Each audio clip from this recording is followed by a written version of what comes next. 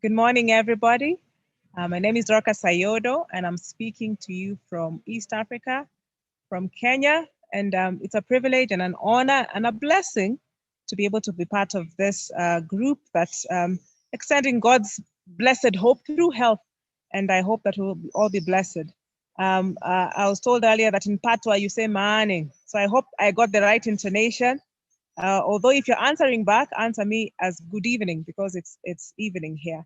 So without further ado, I want to go to my presentation. I've been informed you're starting a new series of learning, of training in medical missionary work, and I've chosen to use the title Fever, Friend or Foe, just as a way to show us how God has made our way in a very remarkable manner to be able to fight invaders, so to speak. So we need to understand how the body communicates, because a lot of times wrong applications as far as helping the body to be restored when someone is sick is because of lack of understanding of how the body is speaking. Someone is communicating one thing and someone is interpreting it in another. So we'll go through this in the next hour, and I hope you'll all be blessed. Let's say a word of prayer, and then we can start. Our Heavenly Father, we thank you so much for allowing us to be able to fellowship despite being at very far away. And we thank you for technology and the use of technology in spreading your word and your love. We ask that you be with us as we go through this session. May it be a blessing to everybody who listens to it. For it's in Christ's name I pray and believe. Amen. So the title is Fever, Friend or Foe. And why we're talking about fever? Fever is one of the most common or frequent way the body responds, or rather, we tell that there's something wrong, there's something amiss in our systems. And a lot of times people misunderstand a fever. I'm talking as a parent and people who interact with people who have small children, especially under 5. When a mother sees their child as a fever, the natural reaction is almost to panic. Yes. And whereas the fever actually tells you that the child is sick, yeah, so you should be able to act on that. The fever also is telling you that the person who is getting that fever is actually mounting a defense. And I'm saying that's what we can understand from that aspect, yeah, that the body is fearfully and wonderfully made, and there are innate systems that help us to work. A lot of times we work amiss or contrary to how our bodies are already responding. Instead of helping the body to work best, yes, we actually counteract, because most reactions by most parents or most people when there's a fever is to immediately cut off the fever. So now why we want to look at this topic is to understand why fever comes, to understand how normal physiology works, yes, and so to be able to, whenever there is an ailment that one of the symptoms is a fever, to be able to work with the body rather than working contrary to the body. Yeah, and it helps a lot in alleviating disease using simple natural remedies. So basically, as you see the subtitle, it's basically understanding our bodies, because that is important for us to know what to do and what not to do. So basically, we are warm-blooded animals. If you remember maybe your elementary or basic or primary school biology or science, we used to be told there are different types of animals. They are cold-blooded and they are warm-blooded. Now, initially when I heard that demarcation between warm and cold, I used to think cold have cold blood and warm have warm blood. But actually warm-blooded are those ones who have a constant body temperature. Where cold-blooded, they're called cold-blooded because they don't have the ability to maintain a constant internal body temperature. That's why you find things like reptiles. When it is warm outside, they'll try and bask so that they can warm up their own temperature. So when it is cold, their temperature is cold. When it is warm, their temperature is warm. So they have to adapt their environment in order to maintain their temperature, as opposed to warm-blooded animals. Even if the external environment is cold, the body systems are such that they will try and maintain the temperature at a particular level that is ideal for survival, and not only for survival, for optimum functioning of the body. So our body temperatures range between 36.1 centigrade, 37.2 centigrade, and that's a range. And it's important to know that it's a range because I remember in primary school, we were told one figure. And I remember even when COVID came, people are focused on 37, yes, but people have a range. So it ranges from about 36.1 to 37.2. And that's a temperature where the body functions at its optimum, at its best. So whenever there's a drop in that temperature, the body will try to raise it, try to regulate it. Yeah. Whenever there's a rise in that temperature, the body will tend to lower it. Of course, our focus for today will be in fever, because people commonly present, as far as illness is concerned, with fever than many other than lower temperature. And we want to see how to use that to identify that it's a method that God has put in us to be able to fight infection and to be able to work with it, so for the best outcome. So anyway, the constant body temperature is what we refer to as the core temperature. Why am I saying that? Sometimes you might find someone you greet someone, maybe it was cold outside, and they'll be cold. Yeah, maybe the extremities will be cooler. Yes, and that may vary based on the external environment, but the body works hard to ensure that the core temperature inside, yes, remains constant. And so that's why we say the shell body temperature may vary depending on the external temperature, but inside we work very hard so that it remains warm. And the area of the body that works to maintain that, the headquarters, is actually in the brain. Now, most probably you'll go through this later. Maybe you've seen this before. We often talk about the frontal lobe, parietal, occipital lobe, temporal lobe. Now, the area that controls temperature is not in any of those. It's actually deeper. It's found in the center of the brain, and it's called the hypothalamus.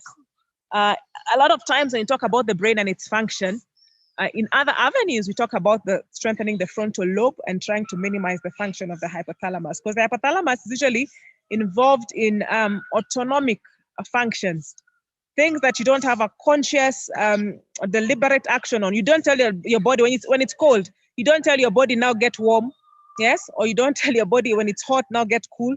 No, they're autonomic systems. They are semi-autonomous. They have some independent function, and that's found in the hypothalamus. It's in the center. If you remove these parts that you are seeing at the center, literally at the center, but towards the fore, we have what is called the hypothalamus. Has a lot of implications as far as hormonal function is concerned, as far as appetite, as far as temperature control for our topic, as far as temperature control, also known as thermoregulation.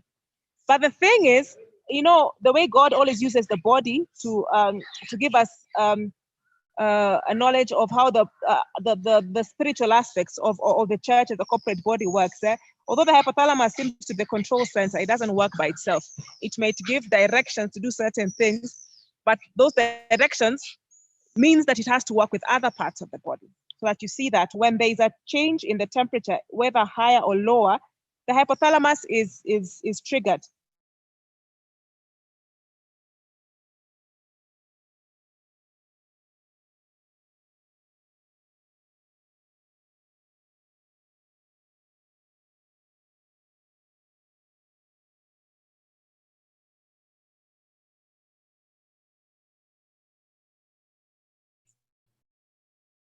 Sister Dorcas, sorry about the disconnection, but we'll proceed. The hypothalamus, as I said earlier, yes. Yes, I'm back. You hear me? Yes, we are hearing you. Go ahead. Okay, yes. So if it is cold, the hypothalamus will detect that, and then it will trigger, or it will say, now let us pump in mechanisms to retain heat or to produce heat. Yes. So when it is cold, that's so like the mechanisms to either retain heat or produce it. So to retain heat, the blood vessels will be narrowed, so you're not losing too much heat. To retain heat, the hair will be raised so that it forms an insulation, a layer of insulation, so you're not losing it. To retain heat, you decrease sweating, so you're not losing heat through sweat. And then to produce heat, you start shivering. Yeah, that generates heat. So and then of course there are other more other methodologies, yeah, whereby you're making the deliberate action. Like you decide that works from the frontal lobe. You now decide to go and look for some heat. You go to the house, or you go and light a fire. Yeah, heat-seeking behaviors, so to speak. Yeah, or you may decide to run. Or you may decide to rub your fingers. The others are autonomic. You're not telling your blood vessels to constrict or to widen. You're not telling your hairs to stand. Those are happening with or without your direct control. But apart from that, you also decide to look for a place that is warmer. So as I said, the hypothalamus is not working independently. Yeah, it is working in concert with other parts of the body, including the reasoning capacity, the frontal lobe that makes decision, that moves the motor system to be able to actually seek for that heat. The opposite is true when it is warmer or when it is hot, for that matter, and we want to lose, extra heat, because just like low temperature is not conducive for optimal functioning of the body, the same with high temperature. Yes, if it exceeds beyond a particular temperature, you burn. Yes, basically you destroy those tissues. So if it is warm, then the body will work to either the hypothalamus will trigger systems that enhance loss of heat. So it will dilate the blood vessels. The hairs will lie flat. Yes, and then also there'll be less functions of the body that produce heat. So the muscles won't be contracting. You will not be shivering. Yes, instead you'll actually be sweating. So they work together to ensure there's a balance, so that core temperature remains in the temperatures we've actually mentioned that are ideal for the functioning of our bodies. So that's how temperature works. So what happens so that the temperature rises? We'll see that as we continue, because when you talk about fever, the temperature has risen. And why has that happened? What reason is that does God have behind the temperature rising, so that we understand how to deal with it? I remember our title was Fever, Friend or Foe. Most people look at it as a foe, but if we look at it as a friend who needs to be helped, then we can better help our systems to recover from ailments, or to get to be able to ward off infectious agents. That's the commonest cause of fever. So anyway, the temperatures can go work, and as I said earlier, we're thinking about higher temperatures, but you can also get lower temperatures, hypothermia. Hypothermia, and I just want to state it right now, low temperatures are worse than high temperatures. Most people don't think that way. Yeah, and we'll see that as we proceed with the presentation. Low temperatures are actually worse than high temperatures. Yeah, and I think across many disease entities that a lot of times that seems to be the case. Even for like sugar, when someone has diabetes, it's easier to lower a high sugar than to raise a low sugar. Yeah, so lower means the system is starting to shut off, so to speak, if you think of it that way. Yeah? And I'm saying this to say that whereas a fever can instill some anxiety, because you realize there's a sickness that can actually cause problems. But at the same time, it brings hope, because it means that the body is working. It hasn't given up. It's actually working. Yes. So anyway, low temperatures are known as hypothermia. High temperatures are called hyperthermia. And depending on where you are, you might have different cutting points for the fever. In fact, sometimes they call it pyrexia. Yes. To be able to demarcate where we are as far as the temperature is concerned. So fever is basically above 38. Yeah. And that doesn't mean that when someone is 38, it's a very bad situation. I know that because, again, when I talk with parents who have young children, yeah, a lot of times the thermometer is what instills more anxiety. Yes. So it's a fever, but it doesn't mean that it's going to be fatal, or that it cannot be helped. Then again, sometimes they use the word now hypothermia. That means fever is the lowest in that rank as far as nomenclature is concerned. When you talk about hypothermia or pyrexia, it's now above 38, so it is higher. Yes, and then you have hyperpyrexia, is very, very high. 40, you get a lot of that with the febrile illnesses like malaria. You will tend to get much higher temperatures, yeah, and those ones they can bring lots of problems, yeah. But as I said before, there's a way we can help them out. So now to the fever itself, yeah, that was more of like introduction. It's taken a lot of time, but it's basically introduction. But let's talk about the fever itself. The first statement, again, in line with what I've been saying earlier on, is that fever is not a foe. Yes, if it's left uncontrolled, it can cause tissue damage, very true. But if you know what to do about it, then you can work with it, because fever is an adaptation of the host, you who's being attacked by whatever external agent, an alien, a germ. The body is adapting to an immune challenge. Yes, in layman's terms, it's your body is working. Yeah, understand that the body is actually working. It has not been overcome yet. If someone has an infection, because most of the causes of infection of fever are actually infections. Yeah, by far. But the largest proportion of things that make someone to have a fever. When you see someone has a fever, the first thing that comes to your mind is there's an infective process. There's a germ, there's a bacteria, there's a fungus, there's a virus that has attacked.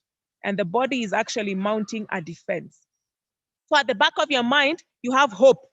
Yeah, despite the enemy who's surrounding us, there is hope because there is a defense mechanism that has kicked in. In that introduction, I've written that there's actually the other causes apart from infective that can cause you to have a fever and an infective. An example, if you have anemia, you might also have a fever. And that's not our topic for today, but it's the body's response again to try and boost production of red blood cells. So there are many other things that can actually cause fever apart from infection, but by and large, the largest proportion of cause of fever is actually infection.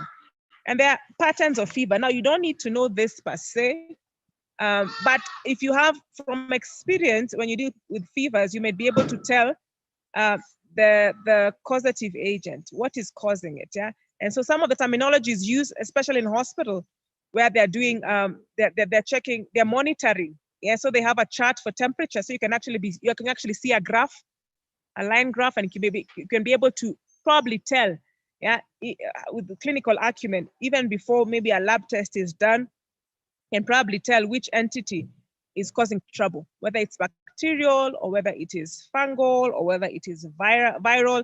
But the good thing to know as far as natural remedies are concerned, when you're hitting fever, we will do it in the same manner.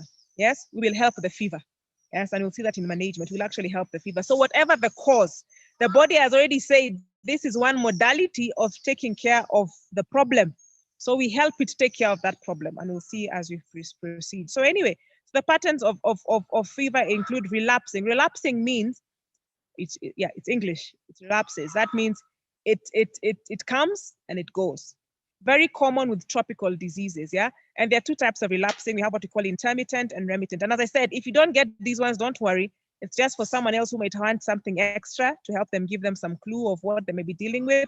But as I said, in the end of it all, as far as fever is concerned, we'll deal with it with a fever. Yeah, in my language, not in my language, in our national language, Swahili, we have a saying, dawa ya moto ni moto. The medicine for heat is heat. Yeah, so that's how we'll see basic management. So whatever it is, we'll deal with it. Now, knowing what is causing it might help us understand the persistence. Some things will need one treatment with heat, another one might need more prolonged treatment. So at least giving us a mindset of we might need to do more, we might need to be more rigorous or more vigorous, or we might need to persist a little bit longer than others. So that at the back of our minds, yeah? But the modality would basically be similar. So anyway, the relapsing, we have intermittent and we have remittent. And again, these are people who are maybe, if they're monitoring temperature and you have a chart, then it's easy to see that. So because, I mean, the temperature difference are points, yeah? That 7.2 to 38 is point, they're points. So they're small, so they're, in a graph, you actually see it graphically. But basically what it means is that the intermittent one, you'll see someone has a rise in temperature, then it breaks. It goes to normal, it's gone, and you think the person is well, then it rises again. Very common with malaria or things like dengue fever, very, very common. So in that 24-hour period, it actually rises and falls back to normal. So someone feels like they're okay, then it rises again. And usually if we're going in depth, and that's not our scope today, if we are going in depth, it actually relates to the cycle of the parasite causing it. Yeah, when it's come out, it's when the parasites are out in the bloodstream, and then they go into, because there's a life cycle, they go into a lull or dormant phase, then they come out again. So basically, it correlates to that. But again, that's beyond the scope of this particular lecture. So let's continue our presentation. There's the remittent. Remittent one is where it's actually the same. It rises high and it drops, but it doesn't go back to normal. So that if you are gauging someone, yeah, the temperature is lower, but it's not back to normal. So that's the difference.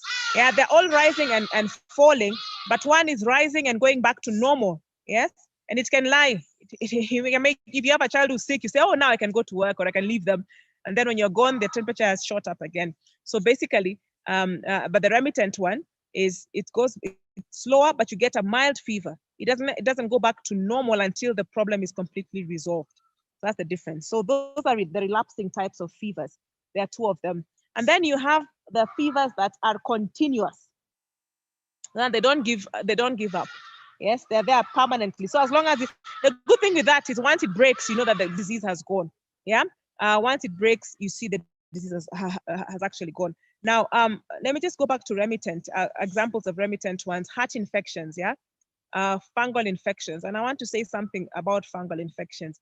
Fungal infections give a very, apart from the fact that they are relapsing, yeah, they tend to be remittent. That means that the temperature goes very high and then it comes back lower, but it doesn't, you still have a mild fever. It's still there as a subclinical fever. It's not very, if you have a child, you feel they're still warm. I mean, they're not completely normal, but you feel that they're actually slightly warmer, and then it'll shoot up again. And something more about the fungal fever, when it peaks, it is very hot, hotter than the other fevers.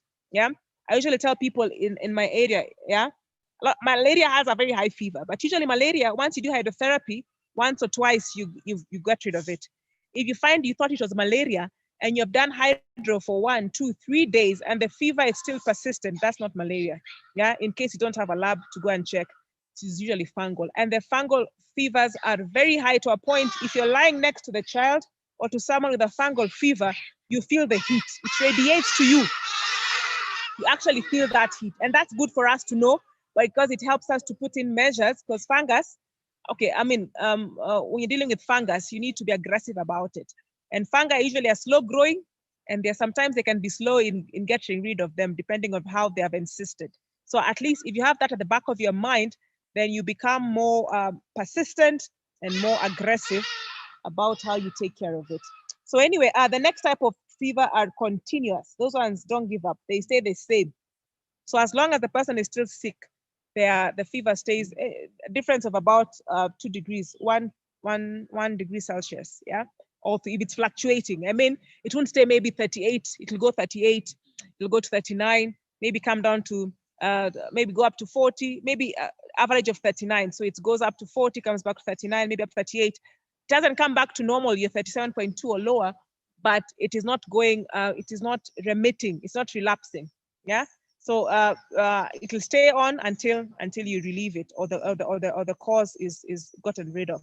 Things like pneumonia, things like typhoid, and pneumonias are things that are common now with the respiratory pandemic. Yeah, things like typhoid, and in many tropical areas, typhoid, people have typhoid for a year. I've had people saying I've had it for so long. Yeah, because typhoid tends to hide itself also. Yeah, things like meningitis and urinary tract infection.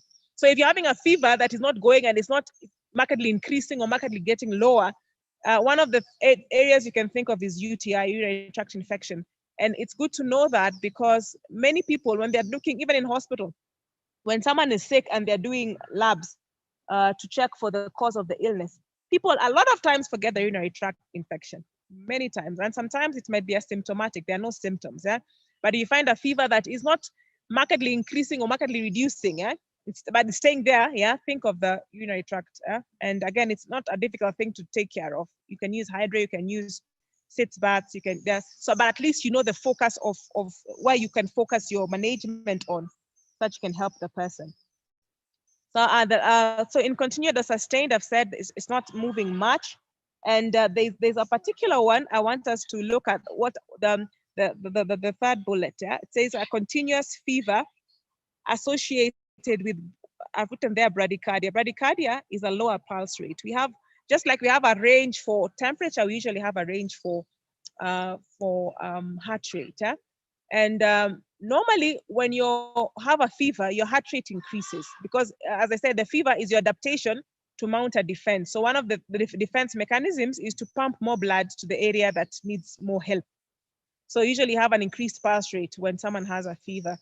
But you find that there are some fevers, if you're keen enough to monitor the fever and monitor the pulse rate, okay, in hospital that happens anyway, you'll find that they have a reduced pulse rate, which is usually, it's ironic or it's contrary, it's paradoxical, yeah? But again, it'll help to indicate certain infections. Your mind goes towards certain ailments, so you can do a targeted type of management, yeah? And one of them is, again, what I said earlier, typhoid. I told you that typhoid sometimes can stay for long because it hides itself. So if you've had a chronic typhoid, there'll be a fever and there'll be a bradycardia, or a lower pulse rate. So if that is the cause, and typhoid does not only present as a gastrointestinal illness, diarrhea and vomiting, yes, or diarrhea and tummy aches, it can present in many other ways. And so when you know that, then you can target towards helping to using medicinals that will help to take care of the hidden or the hiding typhoid, and that helps a lot. Another one is brucella. Brucella is very common in my area nowadays, but once you know that, then you can help to target, because sometimes someone has gone to hospital and maybe those things that we are listing here were not checked for.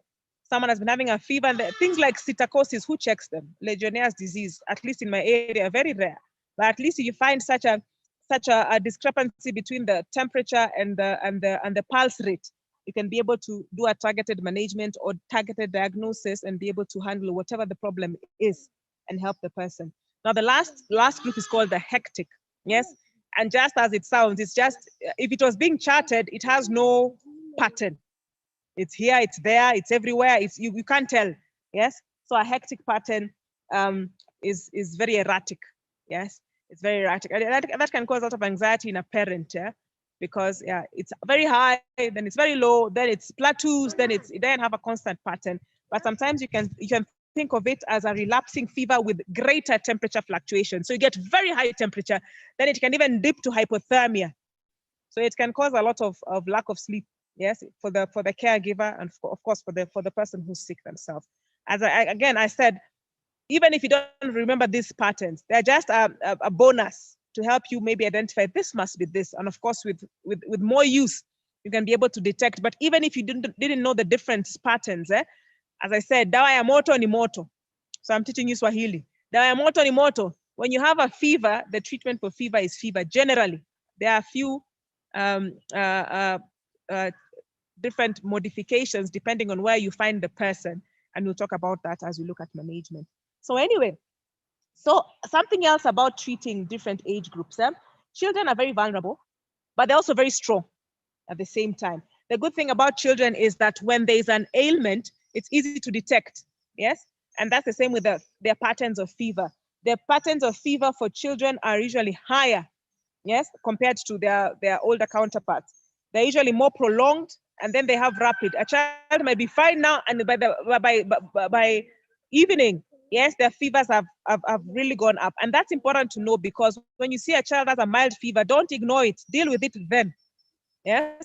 And then they also have greater fluctuations. And I'm saying deal with it then because, as I said earlier, fever is your body's response to an invasion, yeah? So the body has seen that, and we'll see as we go on. In fact, let me not jump into that. I think I'll mention it as we proceed.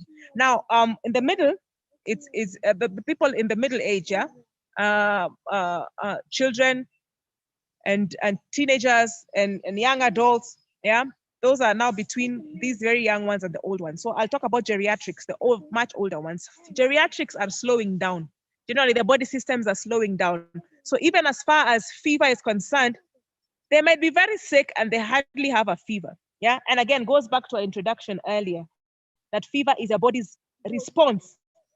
So they're not mounting a very strong defense. So their fever mechanisms are not as strong as those for young people. Yeah. So you don't need to have a very high fluctuation for you to say that this person has an infection. If they have a slight increase, deal with it then. Yeah, don't wait for you're saying, this one is mild. They might be very sick, and yet their bodies are frail, they're fragile, they're not doing a very good job at putting up their defense. So treat them even earlier. Yes. Be very suspicious. We used to be told, have a high index of suspicion.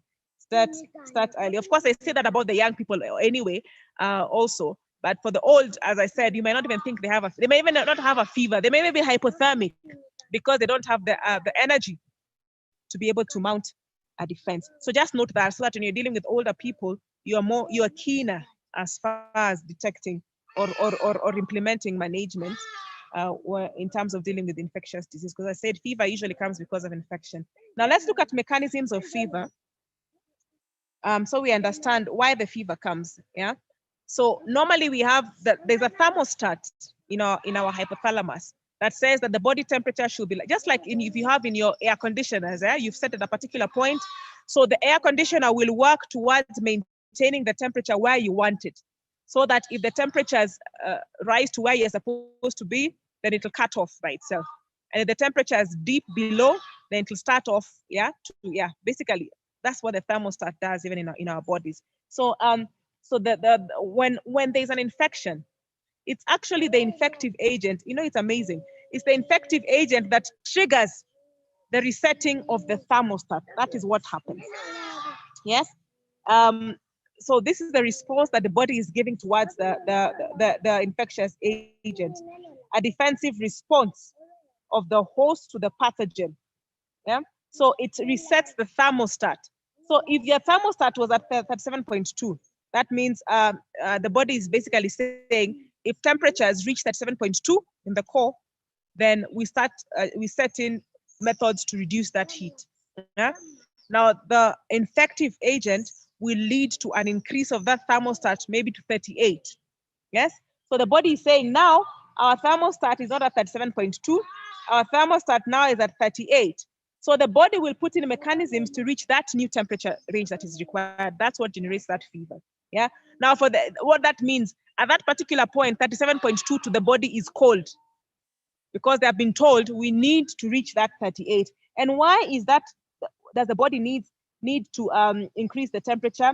One, higher temperature helps to jumpstart your immune system. Yes. It actually helps to jumpstart your immune system. It helps you produce more white blood cells. Yes. Higher temperature will help to open up your blood vessels. Yes. So that is what it is doing. So as you see in this slide, the fever maintenance depends on pyrogens and cryogens. So what I'm talking about, the infective agent is actually a pyrogen.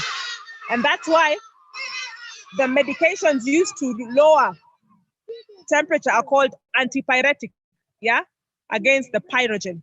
So these pyrogens are mainly from your organism itself. There's a flow chart that I'm just passing through so you can see that, and then I'll explain it more. The flow chart, the next slide. You see pyrogens coming in, and by far the pyrogens are actually your alien. The alien or the invader or the thief was trying to come in unnoticed, and then they trigger your security system. So basically that's what it has done. So they trigger the security system, and the security works in what way? By making the environment hostile towards that particular agent. That's what it has done. So when they come in, it's the evil one himself who triggers a defense mechanism. So it goes and resets the thermostat at the hypothalamus, and the body then jumpstart the temperature raising, the things talked about in thermoregulation, things that will make you generate more heat. So you might find someone is starting to get sick, they're starting to feel cold. Their temperature is higher than normal, but they are feeling cold. Yes, because their temperature has not yet reached the new reset. As long as that temperature hasn't reached the new set point, they'll be feeling cold. So you touch someone and they're hot, but they themselves are looking for a jacket. They themselves are looking for a heater or a blanket. Yes, because the body is fighting hard to reach the new temperature range. Because the body has seen that the higher temperature will be hostile towards the germs. So that is what happens. And then you start feeling, you start shivering, yes, and taking more clothes so you can help the body generate that heat. Yes. And then of course, as you generate more heat, then the core temperature rises to the new thermostat. Now it's important because, as I said, the main thing is to create a hostile environment for the germs. Yeah.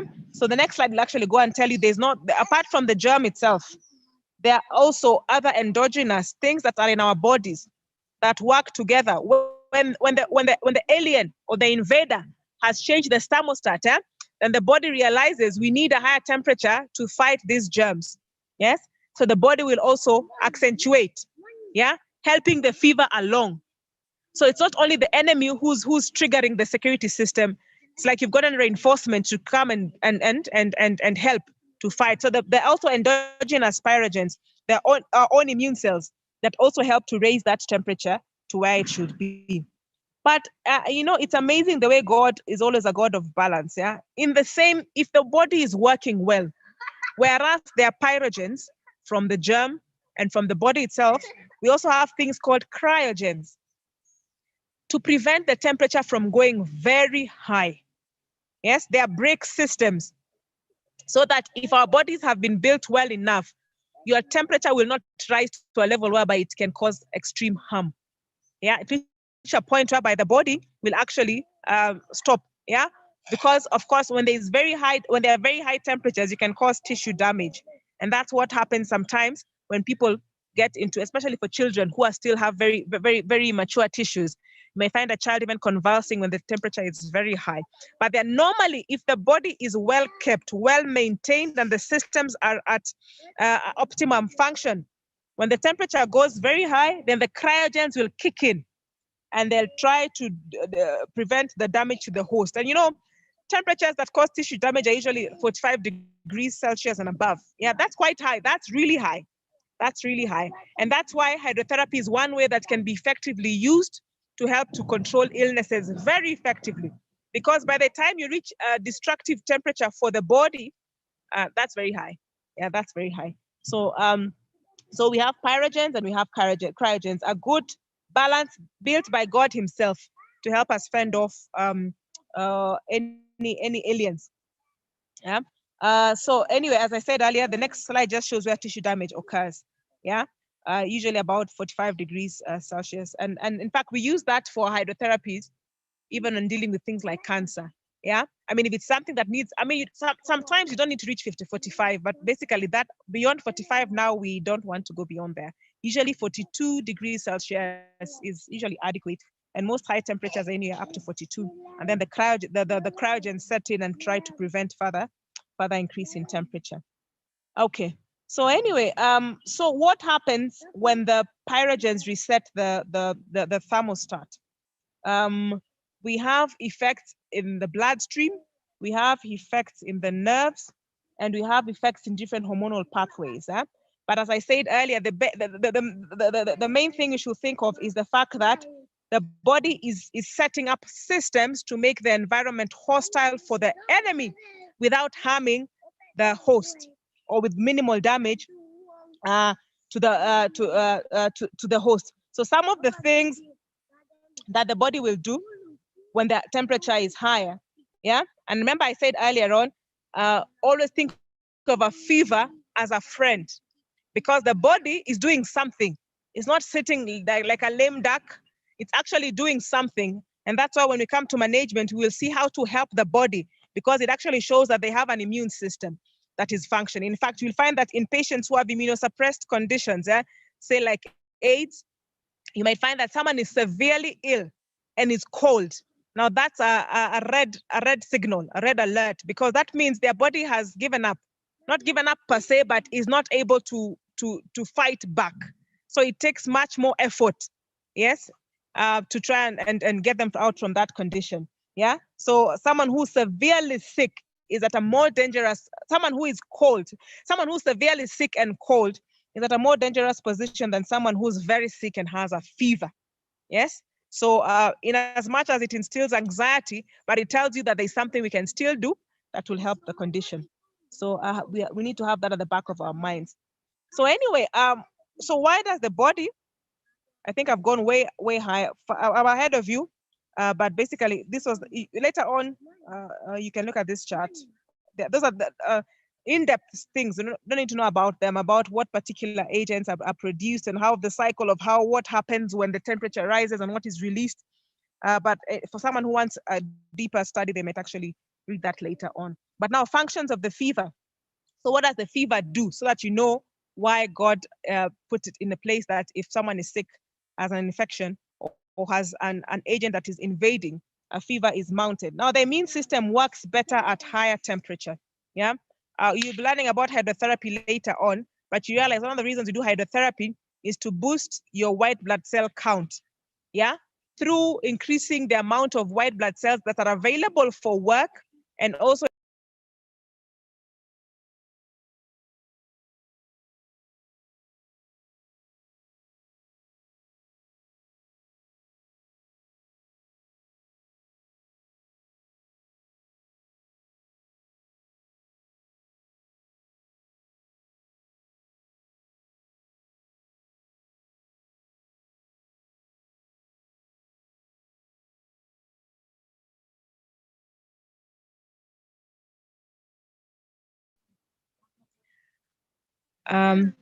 I'll pick up from where I left her. So basically, as I said earlier, the immune system works better at a higher temperature. Yes, and of course with the limitations, because as I said, if it goes too high, it can cause tissue damage. Yes, So within a particular confine, we'll be able to improve the functioning of the body vis-a-vis the functioning of the germs. So another thing to note, and I've mentioned this before, but I need to emphasize that a fever indicates the immune system has actually shifted to high gear. We were sleeping, we didn't have lots of problems. Now there's someone who needs our help. So it's like an alert system, like when there's a terrorist attack and the security system moves from green to orange to red, I think, yes? So it just shows that now we are alert. Yeah, we are geared towards fighting. And that's why you see at the same time, when the body is generating a fever, it also wants to put you to sleep. Yeah, because they want all your energies to be focused on fighting the particular agent. So a few of the things it does at a molecular level, yeah, increases CD8 lymphocytes, yeah. Those are white blood cells that help to fight infection, including viruses, yeah.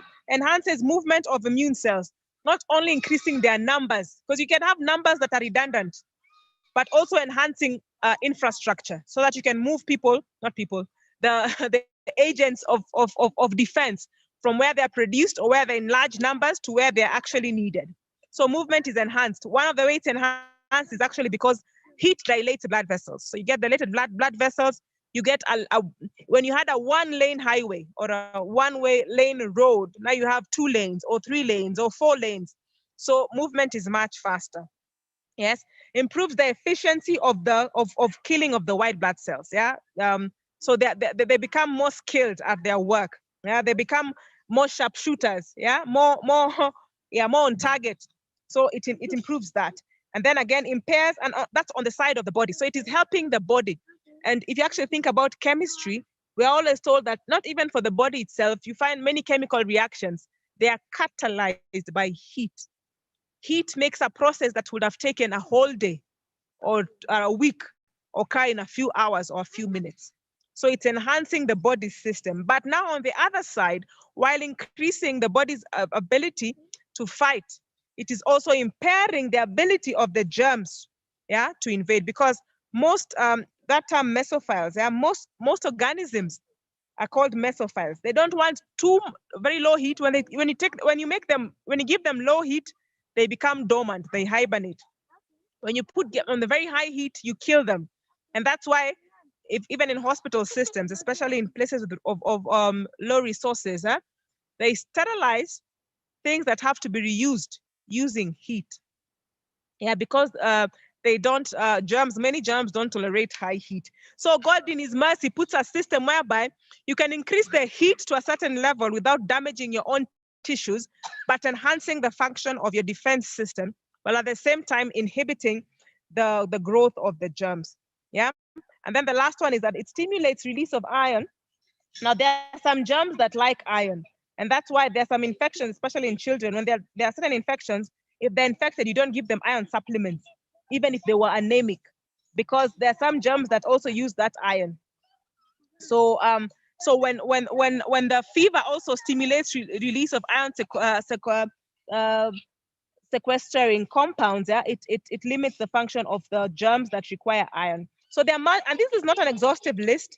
There are many things that a fever does, yeah, including like for infections that affect the lung, it increases the production of something called lysozyme, yeah, that helps to kill again the pathogens that specifically attack the lung. So that's what heat is doing. So when your body is generating a fever, as I'll repeat over and over, in as much as it helps to indicate that there's a problem, it also gives you the hope that the problem is already being resolved.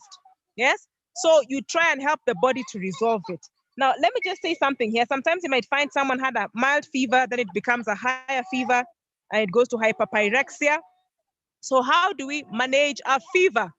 That's our next part. Yeah? Because as I say, dawa ya moto ni moto. Medicine for heat is heat. For the body to raise the temperature by a point, it takes a lot of energy. Yeah, that's why we measure fever not in degree grades. Yes, from 37.2 to 37.3, that's already a fever. That's already a fever. And to raise that temperature, the body needs a lot of energy. Yeah, and that's why you find that someone is freezing. The body is trying to generate it to whatever energy they have. Yeah, and the other problem is usually when someone has a fever, have an infection, they don't have appetite. So a lot of times, when the thermostat has been reset, yeah, by the time the body mounts enough energy to reach the new stage of heat, the germs have adopted. Yeah.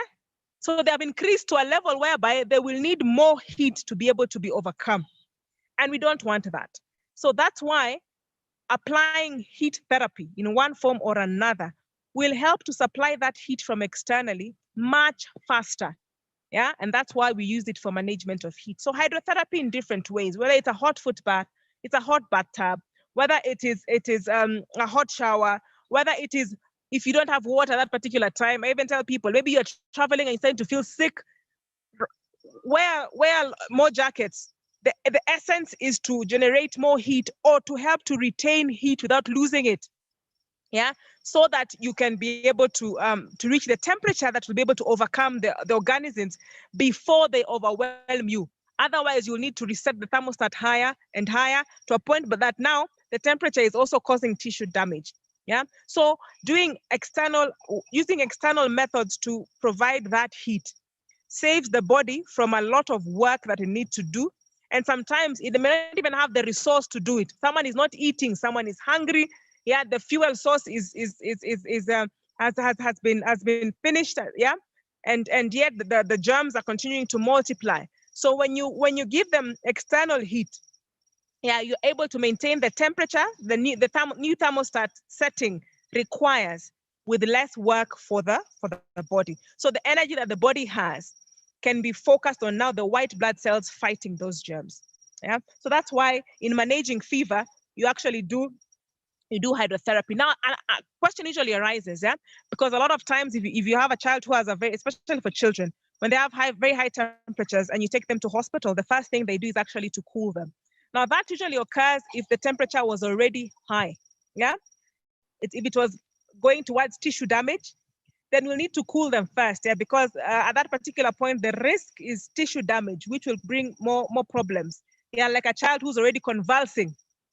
Yeah, so you'll need to cool them first, yeah, and then now start putting methods for hydrotherapy. And you may need to give them extra agents to help manage the germ, things like broad spectrum antibiotics, natural ones like garlic or aloe vera or different things or onion mixes.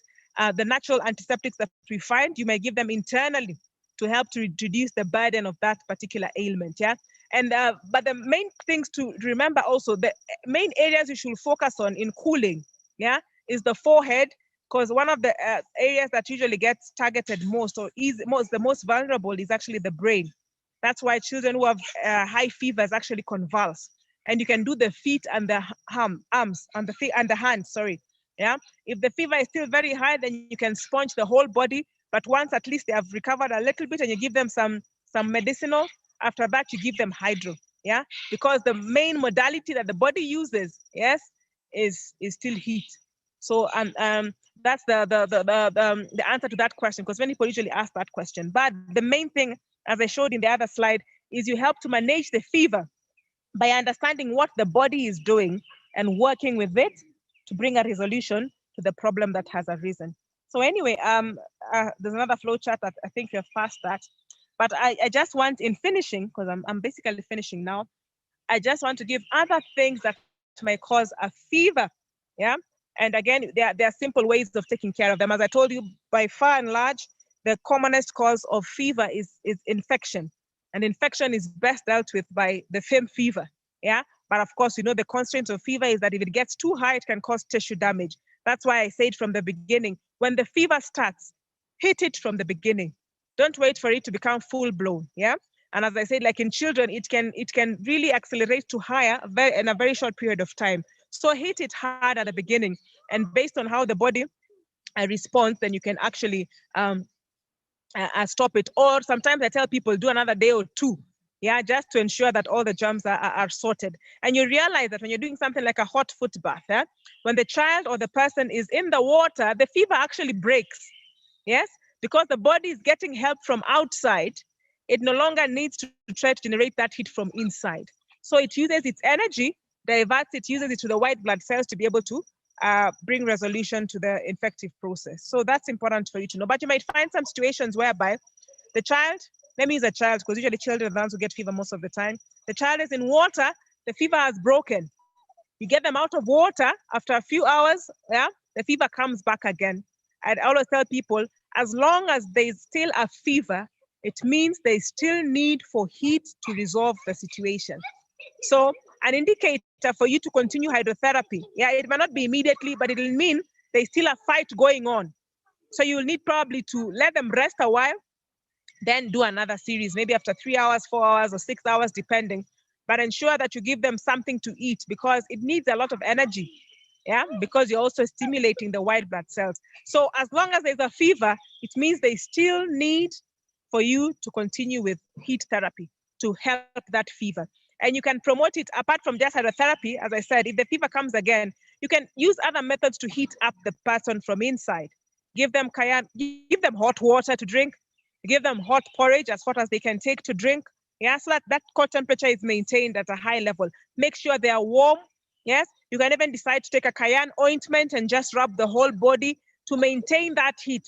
Remember, the principle is the body has told you the fever is the method they want to use to take care of this particular agent. Help them with that fever. Provide that heat. Keep the child warm.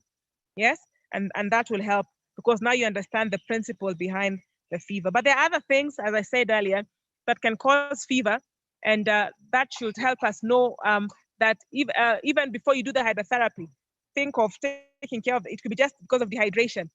Yeah, because when someone is dehydrated, they can't dissipate heat easily, because one of the methods we saw earlier that the body uses to remove heat is through sweat.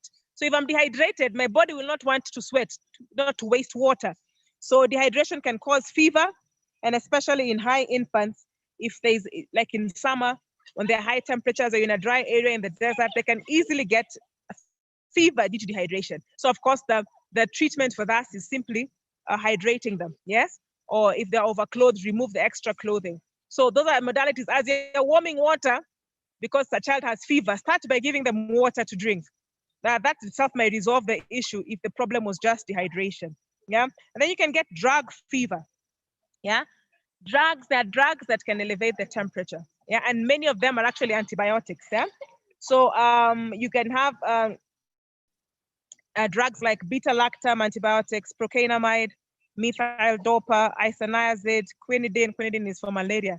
They themselves, and a lot of times, some of these medications are used in management of fever, because, as I said, fever is usually due to infection. So if you're in a hospital setting, they will give you the antibiotics, and the antibiotic itself may cause a fever, yeah, and make it difficult to know whether the fever is because of the initial infection or because of the management modality. So when you have that at the back of your mind as a child is being managed, so those ones can also cause fever. And then the other things sometimes are associated with fever that may occur, like a fever blister.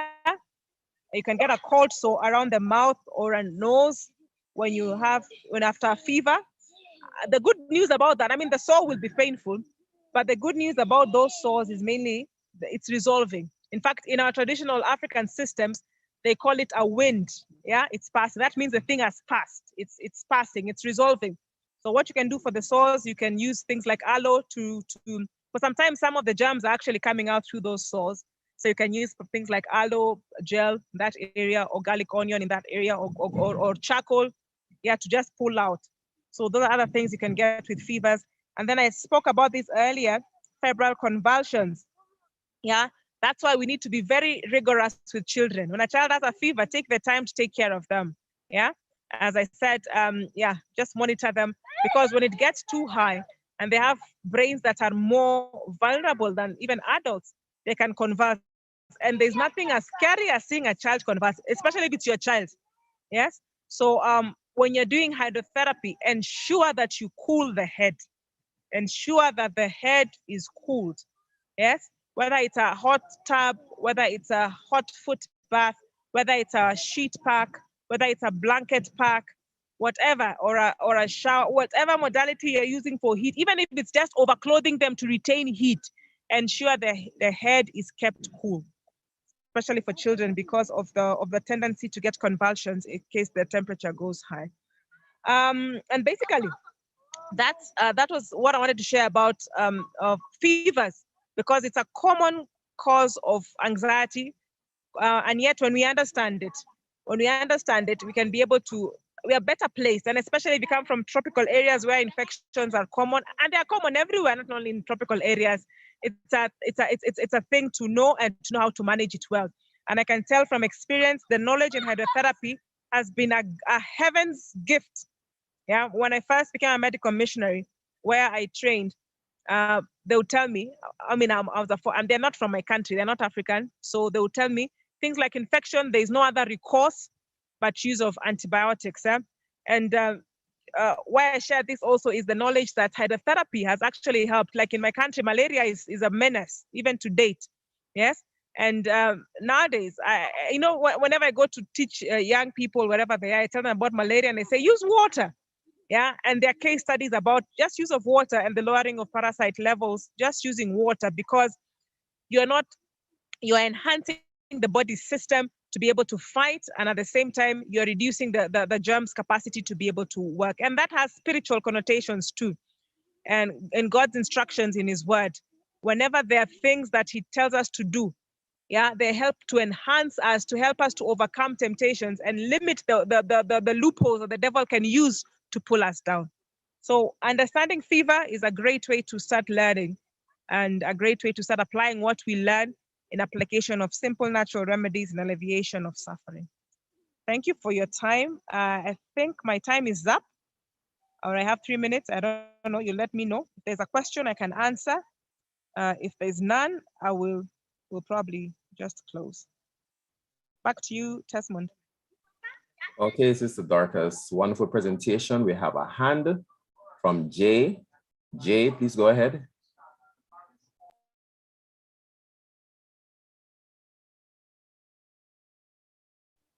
Jay, please go ahead. Okay, she took down back her hand. All right, are there any other questions?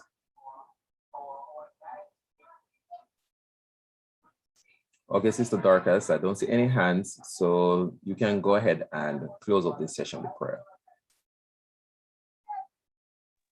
Okay, thank you. You know, they say if there are no questions at a presentation, it could be either of two things. Either everybody understood very well, or the contrary, maybe it all passed. But I assume and I hope that I think there's a lot that has been gleaned from this particular thing, and I'm sure we'll get lots of testimonies from how this knowledge helps in you helping other people and yourself too. So I thank you all, and I thank God for the opportunity to just continue sharing in his simple ways. And I usually saying sharing hope by sharing health. So thank you and God bless. I'll say a last prayer. Oh, and hold then on, I'll give it to Dorcas. Yes. Brother Duke Bear has raised his hand. Go ahead, Brother Duke.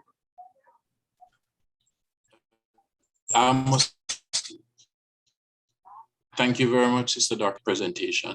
You know, as you go through the presentation, it reminds me of the virus of sin and the fiery trials that the Lord places upon us sometimes and puts us through. You know, he says he's a refiner of silver, and what better way to refine silver than through fire?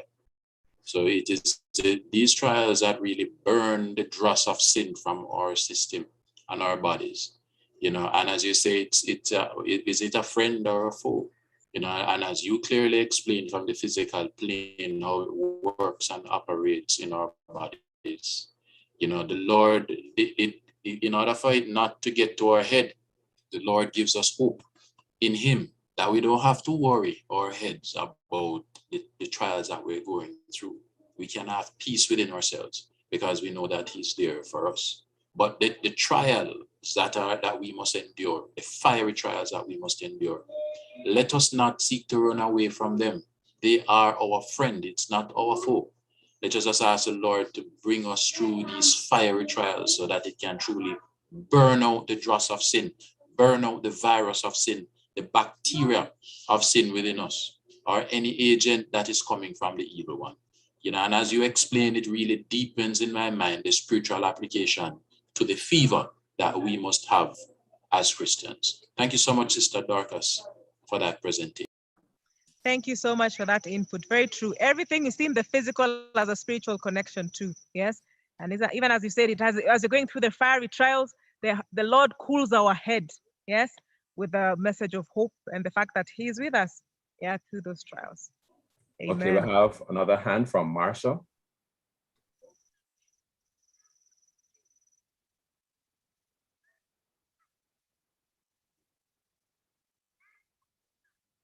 Marsha, go ahead, please.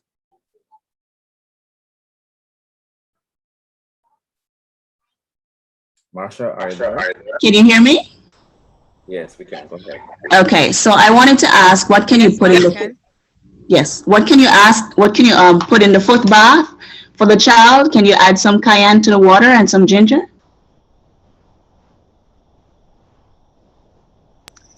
The water by itself does a remarkable work. Yes, that's a remarkable. Now, when you put cayenne, I usually tell people water by itself is very helpful. Now, when you put cayenne, it can raise the temperature, yeah, relatively. I mean, not the actual temperature, but at least for the body. Yes, but it's something that if the maybe you had a very strong level of parasites or bacteria, and the foot bath, when they're in the bath, the temperature went down, and then when they came out, the temperature rose again. Then what you do, they apply the cayenne on their body, yeah, because in as far as cayenne can be very helpful, but sometimes can be more uncomfortable, yes. So it could be like something like a second resort, yeah, in case the first one. So start with the simpler ones, and a lot of times that itself helps. That by itself does a lot of work. And if we need extra help, then you can do the cayenne, but you don't have to put it in the water. You can actually do it after you get them out of the water to sustain the temperature for longer, beyond them staying in the water, because there's a limit to how much time you can stay in the water. So beyond that time, they can still generate heat and have more heat to sustain the reaction for a longer period of time. Okay, thank you so much for your presentation. Very good. You're welcome.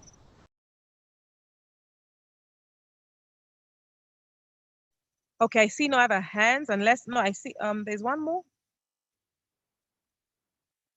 Someone is asking, why do they say fever should not last over 3 days?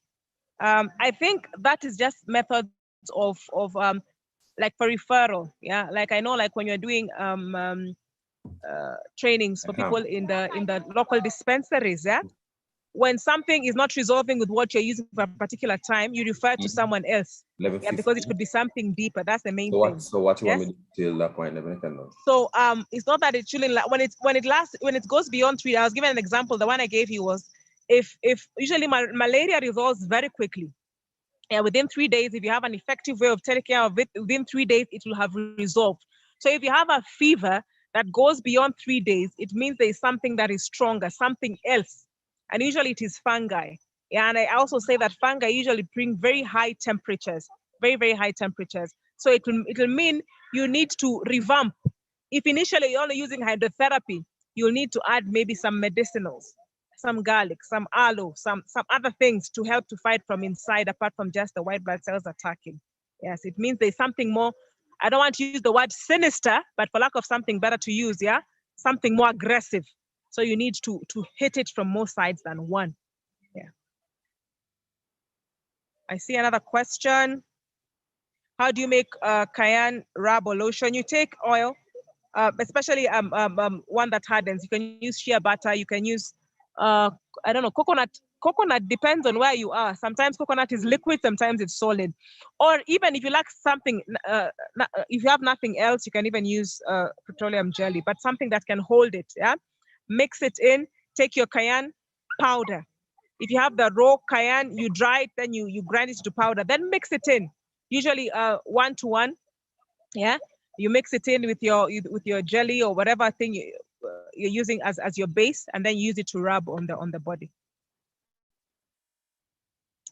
I think I've answered the questions, and I thank you for those questions. So anyway, let's finish with a word of prayer. Heavenly Father, we thank you so much for opportunities to learn. We thank you so much that you love us, to give us methods to help us in the troubles that may assail us while on this earth. Bless us all. Bless the training. Bless each one of us, even as we learn and share this with others, that they may know that you have simple solutions to all life's problems. For it's in Christ's name we pray.